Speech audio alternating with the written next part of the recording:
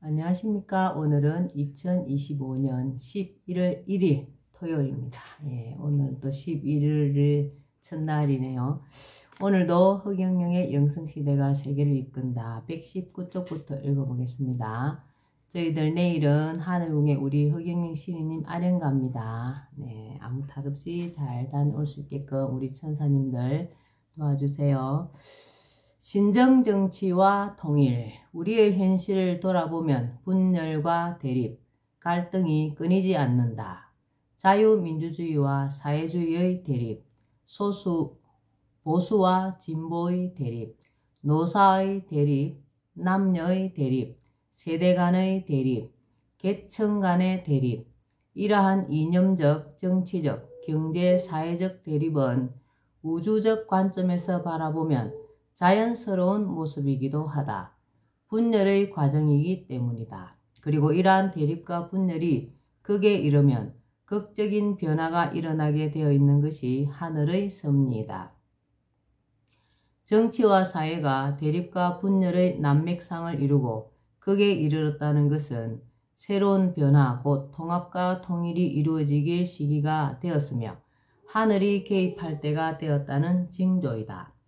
인간 사회에 하늘이 개입하는 방법은 여러 가지가 있지만 분열과 갈등이 극에 이른 어느 시점에서는 우주를 주재하는 본체가 직접 인간의 몸을 입고 인간 사회에 들어와 개입한다. 직접 인간들을 이끌어 분열을 끝내고 대통합을 이룬다. 신이 인간의 몸을 입는 것을 화신이라고 한다. 신이 인간의 몸을 입었으므로 그 화신체를 신인이라고 한다. 신은 영적 존재이지만 눈에 보이는 인간의 육을 입었기에 신인인 것이다. 신인이 인류가 스스로 해결하지 못하는 온갖 난맥상과 대립, 갈등을 해결하고 세상을 직접 다스린다. 이념과 체제를 하나로 통합하고 파당을 없애며 지역적으로도 국경을 없애 전 세계가 하나가 되게 한다. 정치도 경제도 하나의 체제로 통일한다. 이것이 신정이고 중산주의 체제이다. 그런데 신인은 기존의 정치 체제나 경제 체제를 완전히 없애고 전혀 새로운 것을 펼치지는 않는다.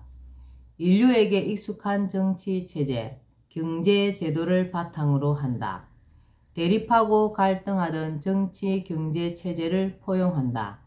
자유민주주의와 사회주의를 포용하고 그 장점을 취하면서 하나로 통일한다. 자유민주주의와 사회주의, 자본주의와 공산주의의 단점을 버리고 장점만 취하여 중도의 길로 통합한다.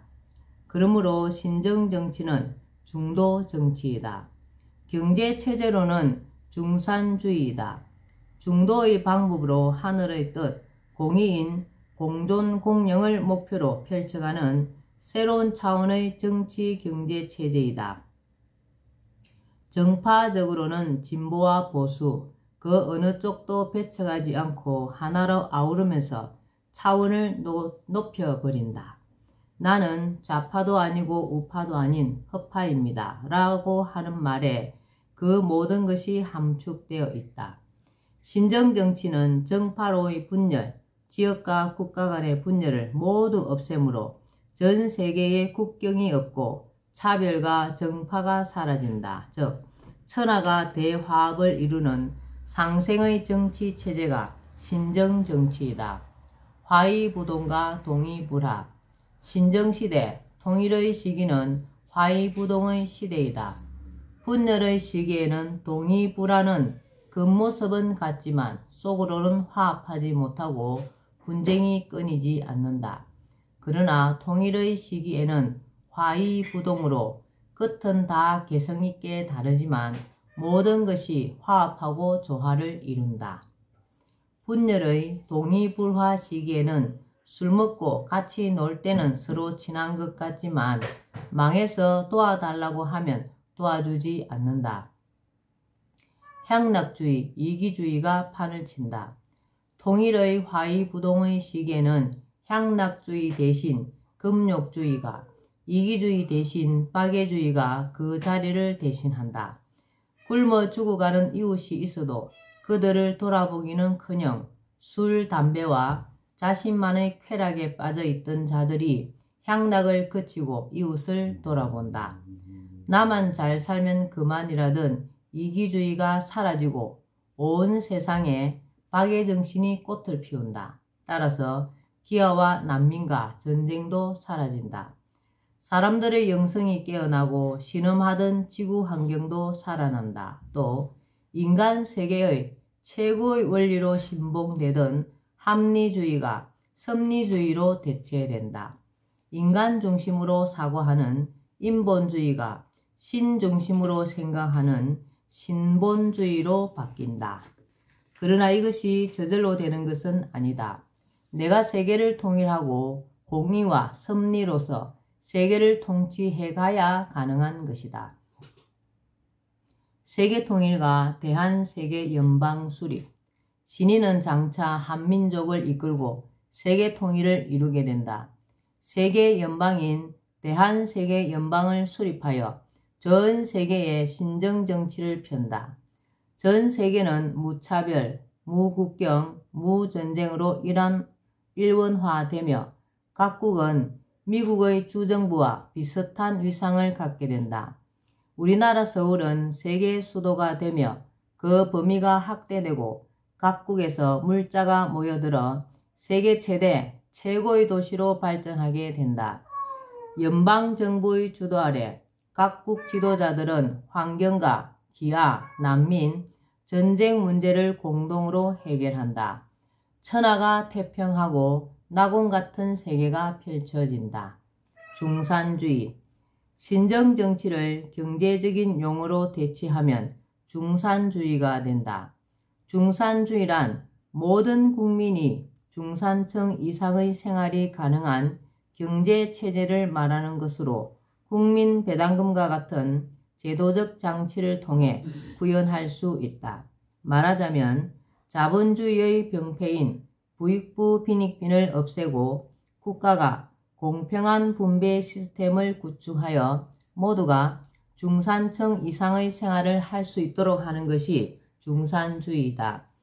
33가지의 내 방안은 중산주의를 구현하는 구체적인 방법이다. 중산주의 체제가 되면 누구든 생계 걱정을 할 필요가 없고 일에 얽매일 필요도 없으며 자신이 하고 싶은 일을 하고 자유롭고 여유 있는 생활을 할 수 있다. 중산주의는 자본주의 자유시장 경제체제에 충실하면서도 자본주의의 병폐인 부익부 빈익빈 문제를 해결하고 공정한 분배를 실현하여 모두가 풍요를 누리는 세상을 만들게 된다. 나의 중산주의는 우리나라에서 시행되는 것으로 끝나지 않는다. 우리나라는 이를 가장 먼저 추진하여 세계의 모범국가가 되는 것이다. 우리나라가 모델이 되어 전 세계로 모든 사람에게로 중산주의가 확대되어 갈 것이다. 그 누구도 차별하지 않으며 정파를 넘고 국경을 넘어 중산주의가 펼쳐진다. 전 세계가 무차별, 무국경, 무전쟁의 단일한 중산주의로 통일되는 것이다. 본자 인터뷰 내용입니다. 세계통일사상 중산주의. 신이님, 세계통일사상인 중산주의로 왜 세계를 통일하려고 하나요? 세계가 230여 개국으로 나누어지다 보니 영토전쟁, 식량전쟁, 자원전쟁, 환율전쟁 등 전쟁이 끊이지 않고 그 와중에 지구 환경까지 망가지고 있어. 그리고 굶어 죽는 자들이 있는데도 세계의 국가 지도자들이 그들떠 보지도 않고 있어. 그래서 무차별, 무국경, 무전쟁이라는 중산주의로 세계 통일을 하려는 것이야.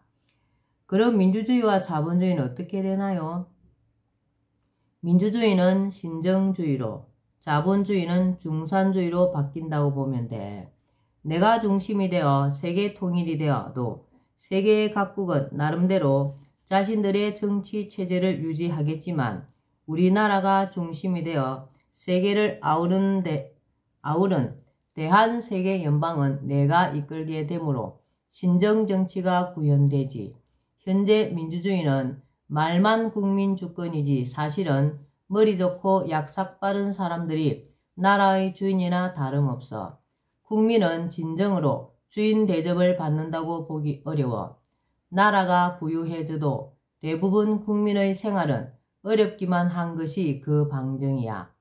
자유민주주의 국가가 채택하고 있는 경제체제가 자본주의인데 자본주의는 생산성이 높고 기술 발달에 효과적이어서 경제 성장에는 가장 효율적인 경제체제이지만 부익부 빈익빈을 만들어 양극화를 가져와.